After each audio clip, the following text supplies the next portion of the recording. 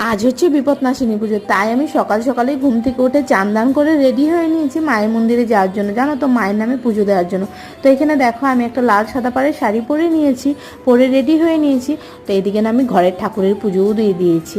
তো চলো মায়ের জন্য কি কি নেব, মানে কি কি জোগাড় করেছি সেটা তোমাদেরকে একটু শেয়ার করি। তো এখানে দেখো এই বিপদনাশিনী পুজোর জন্য না সব কিছুই 13টাই লাগে, জানো তো। তো তাই আমি এখানে সব কিছু দেখো 13টা করে রেডি করেছি। তো চলো একে একে তোমাদের কাছে সব কিছুই, মানে তোমাদেরকে সব কিছুই দেখাবো। তো এখানে দেখো মায়ের জন্য একটা ওই পলা নিয়েছি আর নোয়া নিয়েছি, আর আলতা সিঁদুর তো দিতেই হবে, বউ মানুষ। তো এটা হচ্ছে মেন, সব কিছু সবার থেকে ওপরে হচ্ছে এই জিনিসটা। তো যাই হোক, তো চলো তোমাদেরকে ভালো করে সব কিছু আমি দেখাচ্ছি। তো দেখো এখানে হচ্ছে ফুল নিয়েছিলাম 13টাই। তো এখানে আমি 13টা ফুল না গুনে গুনে রাখছিলাম। তো কি কি ফুল নিয়েছি কী রকমের, তো সেইটাই দেখে দেখে রাখছিলাম যে 13টা হয়েছে কিনা। আর এই ফুলগুলো জানো তো আমাকে একটা কাকিমা রেডি করে দিয়েছে, কারণ হচ্ছে কালকে আমি